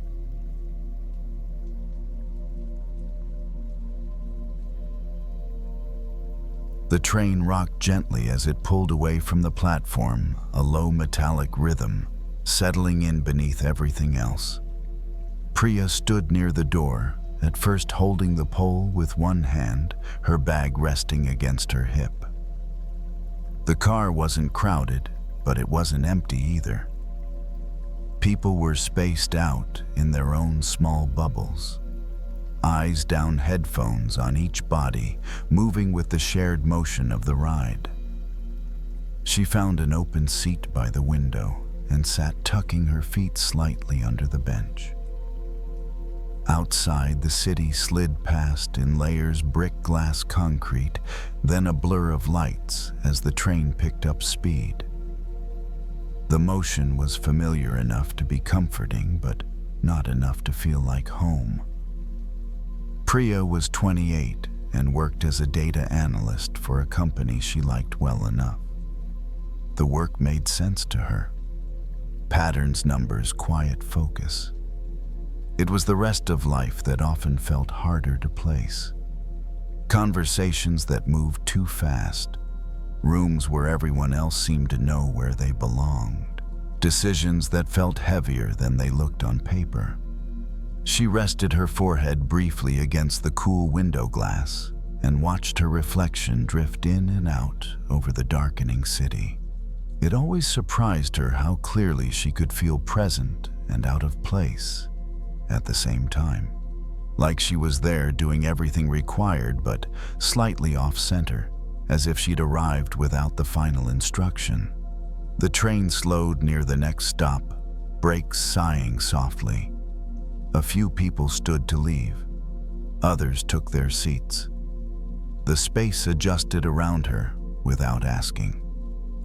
Earlier that day, Priya had been in a meeting where everyone spoke easily, tossing ideas back and forth like they were all holding the same map. She had followed along, contributed when needed, nodded at the right moments. No one excluded her. No one questioned her place. And still, when the meeting ended, she'd felt the familiar tug of doubt. A quiet sense that she was filling a seat that belonged to someone else, that eventually someone would notice the mismatch. She pulled her jacket closer around herself, not because she was cold, but because the pressure felt grounding. The train swayed again, steady and predictable, as if reminding everyone inside that they were being carried whether they tried to control it or not. Priya thought about a puzzle she'd worked on as a kid, one of those with hundreds of pieces scattered across the table. She remembered the feeling of scanning the shapes, convinced there had to be one missing. She'd checked the box, the floor, under the couch. Only later did she realize the piece had been there the whole time, just turned the wrong way. That memory surfaced now without effort as the train moved her through tunnels and open air. She wondered how many times she'd treated herself like a missing piece when she was simply not yet oriented. The train emerged above ground lights spilling in through the windows. Buildings gave way to trees for a few moments, their branches streaking past. The rhythm of the ride smoothed her breathing without her noticing. In and out. Slow, uncounted breaths. Priya watched the people across from her. A woman scrolling through her phone. A man staring at the floor, jaw relaxed. Someone humming quietly beneath their breath. None of them seemed to be proving anything. None of them looked like they were trying to justify their presence on the train. They were just here. She felt a soft ache behind her ribs, the kind that came from wanting to belong without knowing where to place that want. For years, she'd believed belonging was something you earned by fitting in just right, saying the right things, choosing the right path, becoming a version of yourself that made sense to everyone else. But the train didn't ask for that. It didn't care who deserved a seat. It simply moved, carrying every passenger equally regardless of their stories. Priya shifted slightly and let her shoulders drop. The tension there eased just a fraction. She didn't feel suddenly included. She didn't feel whole in a dramatic way. What she felt was quieter. She felt less separate. The train slowed again, pulling into another station. Doors opened. Air rushed in. A few passengers stepped out. Others stepped in. The shape of the car changed, but the ride continued.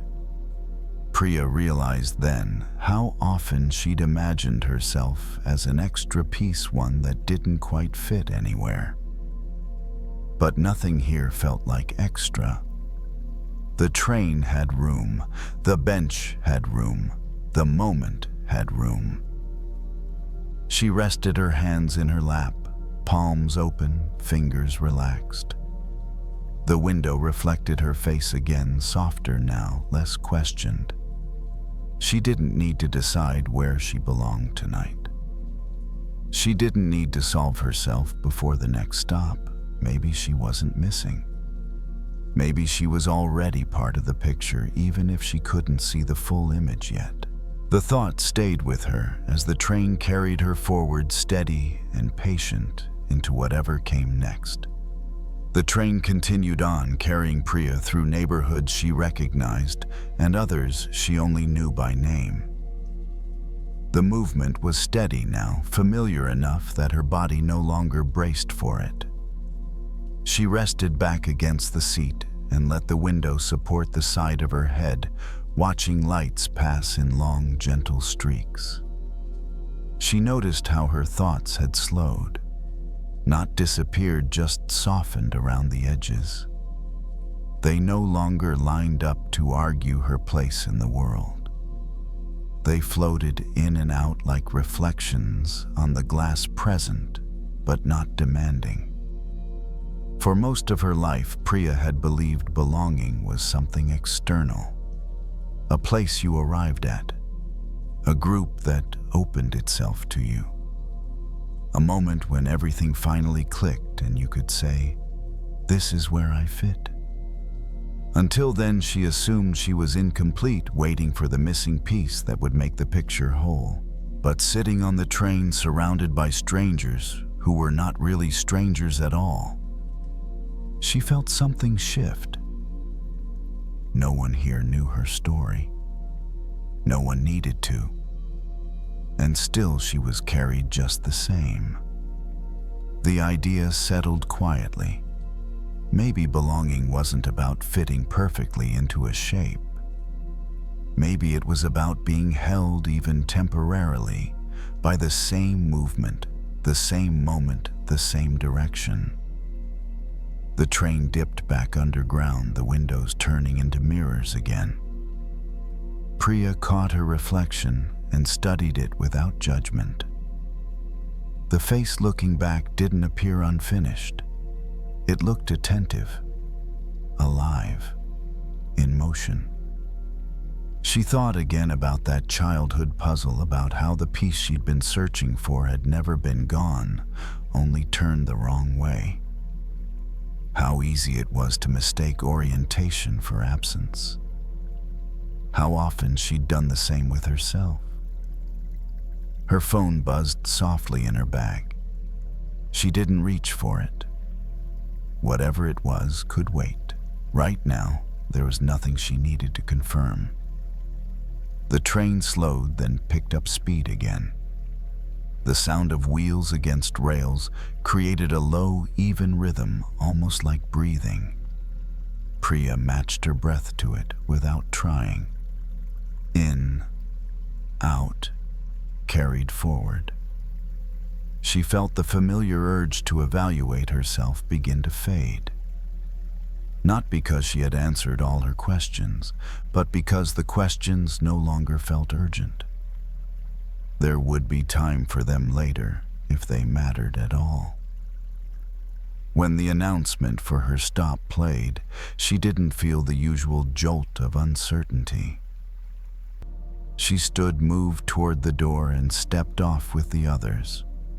The platform was cool and quiet, the air heavier than inside the car. The train doors closed behind her, and with a soft, mechanical sigh, it continued on without pause. Priya watched it disappear into the tunnel lights, shrinking until there was only darkness again. She felt a small pang then, not of loss, but of recognition. The train hadn't left her behind. It had simply completed its role. She walked up the stairs and out into the night. The street above was calm, washed in yellow light. A few people passed by, each absorbed in their own direction. No one questioned her presence. No one measured her pace. As she walked home, Priya realized something else. She had spent years trying to locate the place where she would finally belong, as if it were fixed and waiting. But belonging wasn't stationary. It moved. It shifted. It appeared wherever she allowed herself to be fully present without shrinking. She unlocked her door and stepped inside, setting her bag down gently. The apartment greeted her with familiar silence. She didn't rush to fill it. She let it stay quiet. Priya sat on the edge of the couch for a moment, hands resting loosely in her lap. Her body felt heavier now, in the way it does when it trusts the ground beneath it. The day loosened its grip. The doubts that usually followed her into the evening didn't seem to know where to land. She didn't suddenly feel complete in a dramatic sense, but she no longer felt like a piece waiting to be found. She lay down and let her breath settle. The image of the puzzle faded, replaced by something simpler. A sense of being part of a larger movement, even without seeing the whole picture. Nothing needed to click into place tonight. Nothing needed to be resolved. Priya closed her eyes, allowing herself to rest inside the truth that had been there all along.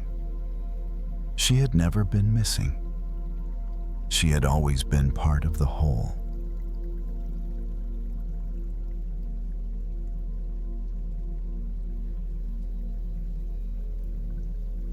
Fog doesn't arrive all at once. It spreads, very slowly. So slowly that if you're not paying attention, you only notice it once. Everything ahead feels a little less clear than before. Ava returned to her hotel room close to midnight. The long flight and the time change had left her body tired in a strange way. Not quite sleepy, not fully awake either. The hotel room felt familiar and unfamiliar at the same time. Soft yellow light, curtains drawn.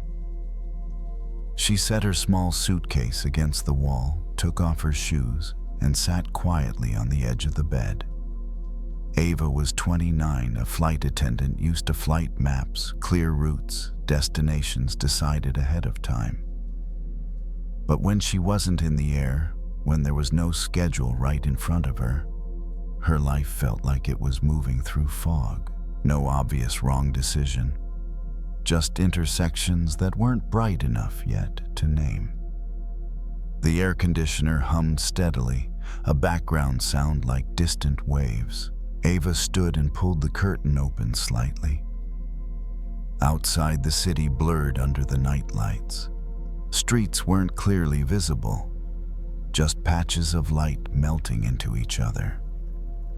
She thought about the questions that had followed her for months. How much longer will I stay in this job? What do I want when my schedule isn't full anymore? If I stop, where would I go? The questions weren't urgent, but they lingered. Like fog, not blocking the road, just softening the view. Ava let the curtain fall back into place and returned to the bed. She turned on the bedside lamp, creating a small circle of light. Inside that circle, things were clear. Outside of it, nothing needed to be seen. She picked up the glass on the table and poured water from the pitcher. The sound of the water was gentle and steady. She took a small sip, then set the glass down. No rush, no schedule she had to follow right now. There was an image that had come to her many times, a small boat drifting through thick fog. The person steering couldn't see the far shore, couldn't see the whole river. Only a few feet of water ahead of the bow. And strangely, the boat could still move forward. Not fast, not with total certainty, but enough to avoid running aground. Ava realized she had been trying to see farther than she needed to. She wanted the entire path visible before allowing herself to move. But fog doesn't work that way. It doesn't lift because you strain your eyes. It thins only as you move forward, a little at a time. She lay back on the bed without pulling the blanket up yet. Just lay there, letting the mattress support her back. The air conditioner continued its steady rhythm, a background breath she didn't need to control. The quiet was wide enough for her thoughts to slow. Ava closed her eyes for a moment, then opened them again. The bedside lamp looked the same. No new information, no clear answers appearing. But there was no danger in front of her either. Just the night, the room, and a body that needed rest. She thought about flights that take off in fog. Pilots don't wait for the sky to become completely clear. They rely on the nearest instruments, the signals right in front of the aircraft. And once the plane rises, the fog stays below. Ava pulled the blanket up and placed a hand on her belly. Her breath rose and fell. Not deeper, not slower, just steady. She realized she didn't need to decide anything tonight. No need to map out the next year, just stay with the short stretch of path she could see. Outside, the city kept moving in the fog. Inside, the hotel room held its own quiet rhythm. Ava let her eyelids grow heavy, not because everything was clear, but because it didn't need to be any clearer right now. Maybe moving through fog isn't being lost. Maybe it's just the road asking us to slow down. The night in the hotel room moved more slowly than Ava expected, not because time had stretched, but because there was nothing left pushing her to keep up. The light from the bedside lamp softened in her vision as her eyelids grew heavier. The air conditioner continued its steady hum, an unchanging background sound, like a breath the room was holding for her. Ava rolled onto her side. The pillow supported her neck in a familiar way. She didn't try to find the perfect position. She simply lay in a way that asked nothing more from her body. In that just right darkness, thoughts still drifted by, but they no longer crowded the front of her mind. They stayed farther back, blurrier, like the city lights outside softened by fog. She thought again of the boat in the fog. Not a large boat, not a long journey, just a small one moving slowly, steady enough not to tip. The person steering didn't need a detailed map, didn't need to see the far shore, only needed to know which direction the bow was facing and that the water ahead was still deep enough to move through. Ava realized how often she exhausted herself by trying to see farther than the night allowed. During the day, that kind of looking ahead could be useful. But at night, seeing too far often turned into worry. It pulled the future closer than it needed to be, making things that hadn't arrived yet feel as heavy as if they already had. She took in a very gentle breath, then let it out. Not to calm anything, just letting her breath find its own rhythm. There are movements in the body that don't need willpower. When left alone, they know how to return to balance. Outside the window, the city was still there, even if Ava couldn't see it clearly. The roads were still open. The intersections still existed. Not seeing them right now didn't erase them. It simply meant they weren't needed in this moment. Ava remembered the feeling of sitting in the cockpit as a plane prepared to take off in fog.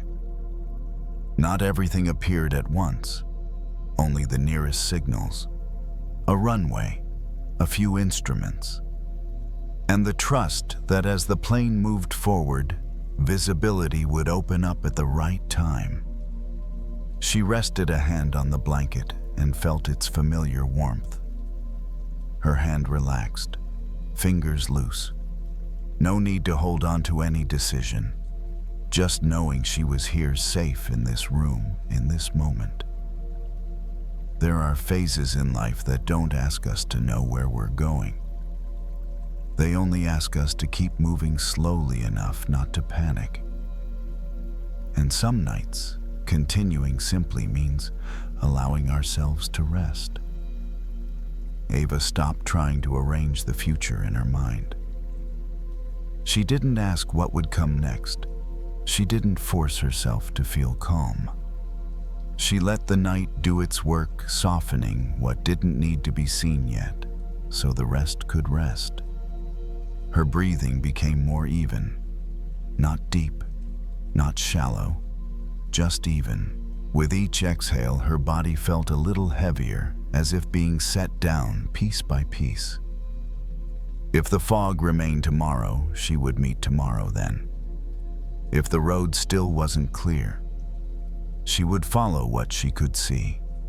No rush, no need for perfect certainty, just enough. In the quiet hotel room, Ava let her eyes close fully. The bedside lamp was now only a faint glow behind her eyelids. There was nothing to complete before sleep, nothing to decide. The boat continued to drift. No need to see the distant shore, only the water ahead still carrying it forward, and the night with all its softness and blur was doing that very well. Some things, when we hold on to them for too long, slowly dry us out. Not because they're too heavy, but because we repeat them day after day until they become the only thing we remember. Meanwhile, the good things, if we don't hold them carefully, slip away quickly, as light as footprints in the sand. Grace was 62, a librarian for many years before retiring. She was used to quiet, to slow movements, and to observing more than speaking. That morning she went to the beach earlier than usual.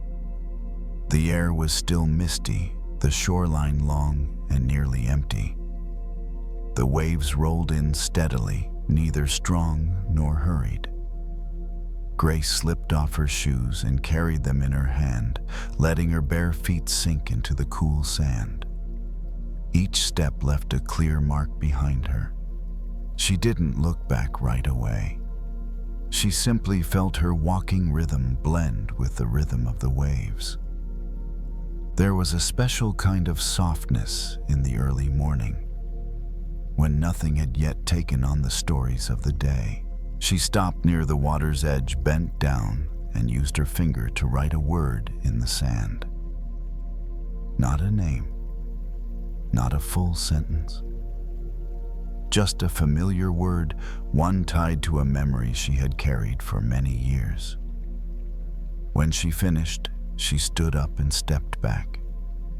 A wave came in. Not fast, not strong, but enough to reach the word. Its edges blurred. Then another wave arrived, and the word nearly disappeared. Grace watched without a sense of loss. Only a small feeling of relief, like exhaling after holding your breath longer than you realized. She thought back to the early days after losing her partner. The pain then was sharp, unmistakable. Over time, though, it changed shape. It no longer knocked her down, but stayed as a line written over and over inside her. Each time she remembered, she rewrote it again without noticing. Grace didn't blame herself for that. Everyone has things that are hard to let go of. But standing here with the sea in front of her, she suddenly saw something clearly. Maybe not everything needs to be carved deeply to prove it once mattered. She continued walking along the beach. A little farther on, a large rock rose up, its surface smoothed by wind and water. Grace stopped and placed her hand on it. The stone was cool and solid, unmoving. She didn't write on it. She just rested her hand there, feeling its steady presence. Another image appeared in her mind, not of loss, but of an afternoon many years ago, when someone had held her hand tightly at a moment she needed it most. Such a small gesture, yet it had stayed with her for so long. It didn't need to be repeated to remain. It never faded. Grace felt the contrast clearly. Some things are meant to be carried away by the tide, and some are meant to be kept, not by repeating them, but by carving them into something strong enough to hold them. She sat down on the rock and watched the sea grow brighter. The waves continued to erase her footprints in the sand. No mark lasted long, but the beach didn't lose its shape because of that. It remained whole in its own way. Grace breathed in, then out slowly. Not as a ritual, just a breath that matched the morning. She didn't need to decide anything right now. She only needed to see that she didn't have to carry every pain like a rare possession. Some things are allowed to fade. She stood up, slipped her shoes back on, and walked slowly toward the path. Behind her, the sand smoothed itself out, no trace of the word left behind. But the rock was still there, and the feeling of that long-ago handhold was too. Grace left the beach once the sun had risen high enough for the thin mist to fade. The small road leading home was still quiet, houses closed up, as if the whole neighborhood was lingering in sleep a little longer. She walked slowly, not from tiredness, but because there was no need to rush. When she reached home, Grace placed her shoes by the door and rinsed her feet under cool water. The sand washed away quickly, leaving no trace behind. She dried her feet and stood still for a moment, feeling the cool floor beneath her. Small sensations like that, when noticed, often help the mind stop circling back to old loops. In the living room, morning light slipped through the curtains, stretching long bands across the wooden floor.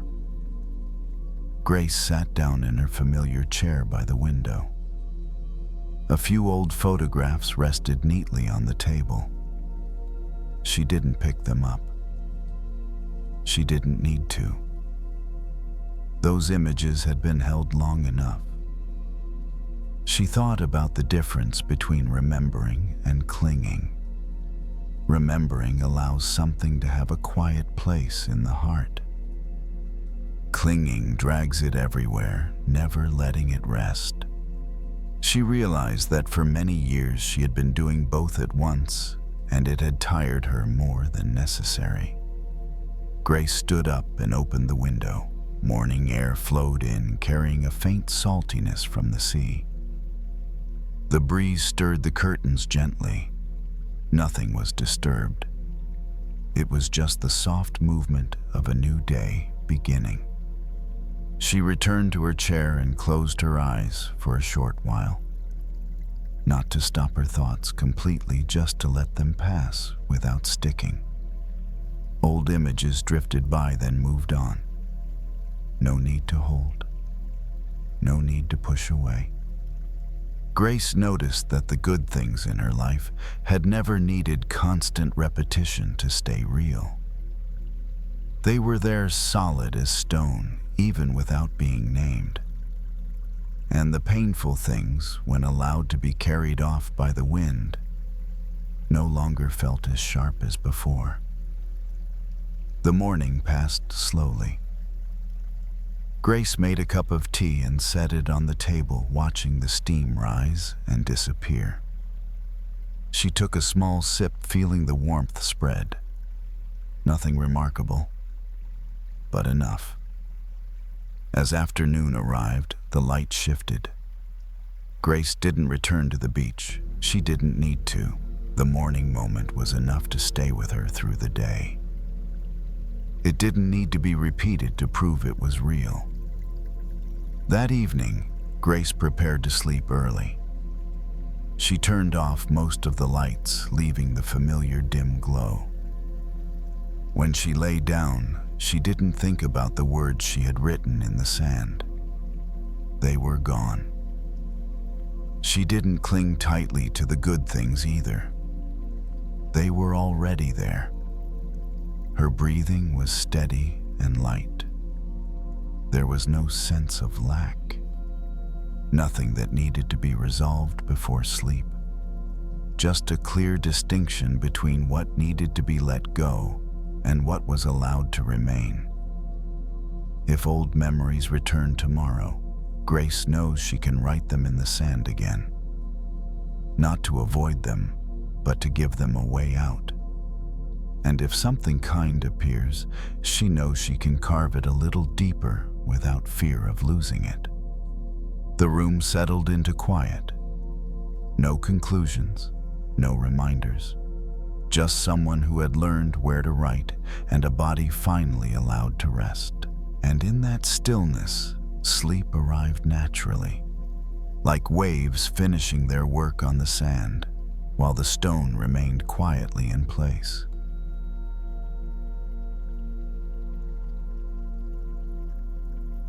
There are days when you do so many things, yet by evening you feel completely empty. Not because you're lazy, not because you didn't try. It's just that your energy has been quietly leaking away, little by little all day long without you noticing. Like a bucket with a small hole in the bottom. You keep pouring water in, but it never quite fills. Rachel is 39 years old. She works in office administration and is a single mother to an 8-year-old boy. Her days start early and late, and in between are countless small tasks stacked back to back. That evening, after her son has fallen asleep, Rachel stands in the laundry room folding clothes fresh out of the dryer. The machine makes a steady thump, thump, sound, a familiar background rhythm of the night. She folds each shirt and places it neatly into a pile. The motions are automatic, no thinking required. But her mind refuses to rest. Remember to sign the school form tomorrow. I still haven't replied to that email. I wonder if there'll be enough money this month. Small worries. Each one on its own isn't enough to be called a crisis. But together, they're enough to make her feel more exhausted than she did during the busiest part of the day. Rachel sets down the last shirt.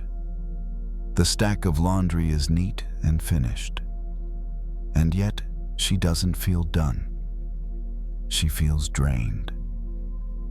She leans back against the washing machine and closes her eyes for a moment.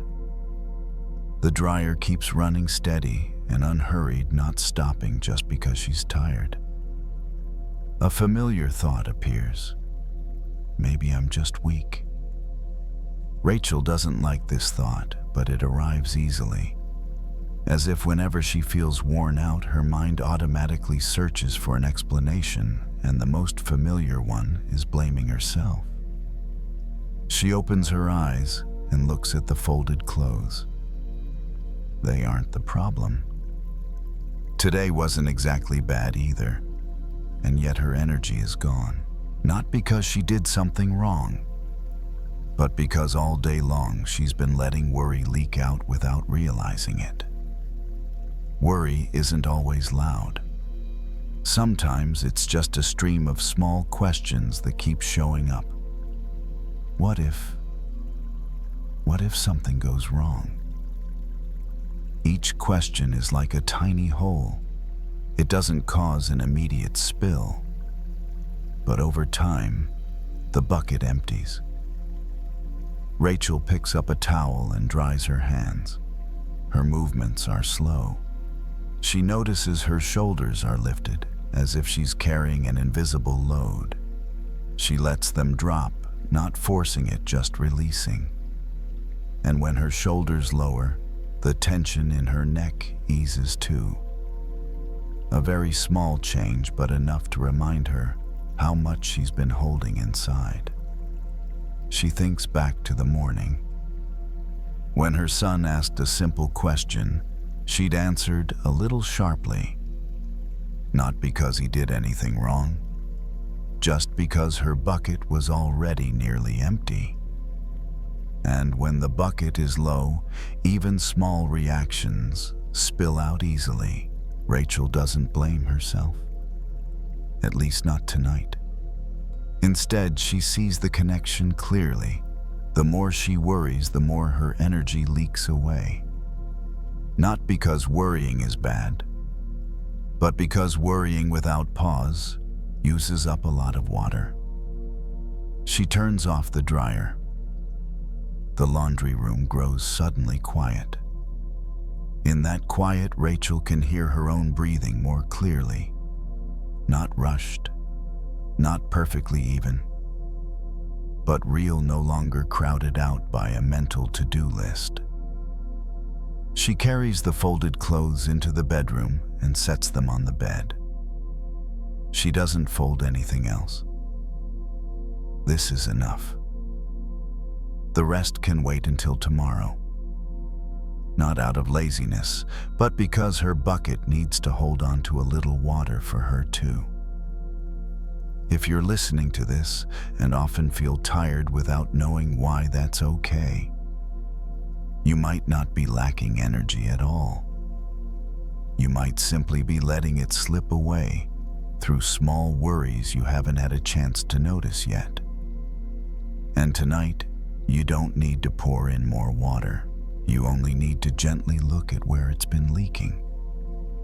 Rachel carries the folded laundry into the bedroom and sets it neatly on a chair, then turns off the light in the laundry room. The light behind her disappears. The hallway grows a little darker, a little quieter. She walks slowly, as if her body already knows there's nothing left that needs to be rushed.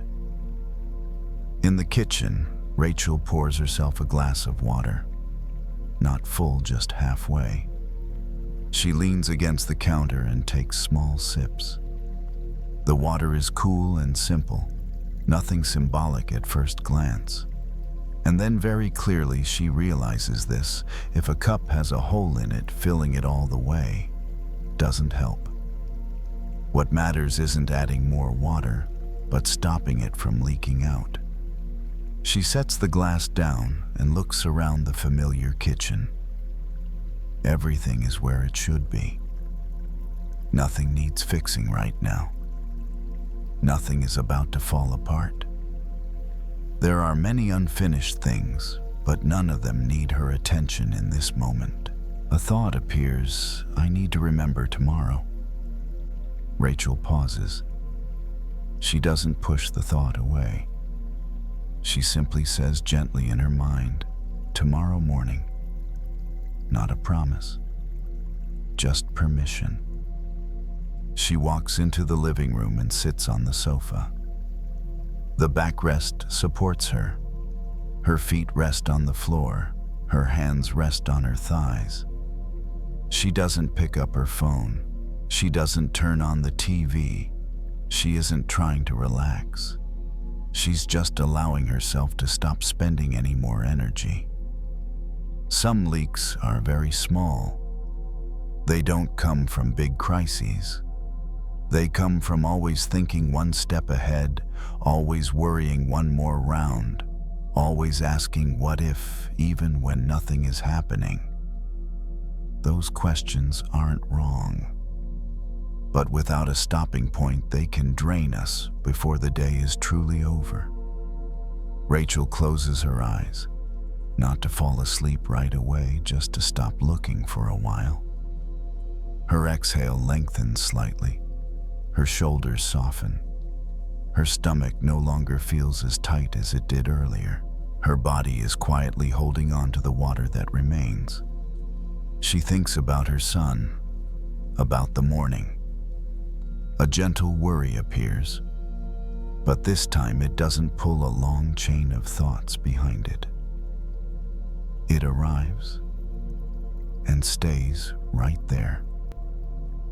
It doesn't spread. It doesn't drill another hole. Rachel stands and walks into the bedroom. She doesn't refold the laundry. She doesn't organize anything else. She changes into her sleep clothes, pulls up the blanket, and lies down. The bed supports her body, just like the sofa did earlier, asking nothing more. Some nights, the kindest thing we can do for ourselves isn't to find a solution, but to stop draining ourselves further. To stop blaming ourselves. To stop pushing our minds to keep going. To stop letting small worries take the last bit of energy we have. If you're listening to this and recognize this kind of tiredness, that's okay. You don't have to patch every hole in one night. You just don't need to make any new ones. You don't need to be perfect. You don't need to be full. You only need to save a little for yourself. If you fall asleep at some point, that's completely natural. If you're still awake, you're safe in this pause. Tonight, you don't need to carry the whole world in your bucket. You can let it rest, and rest yourself too.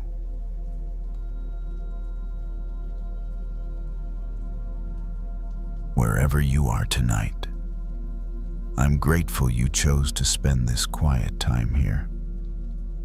If these stories help you rest, you're welcome to subscribe and return whenever you need a gentle place to land. And now, you don't need to do anything more. Let the night hold what you can't carry. And if sleep comes, let it come.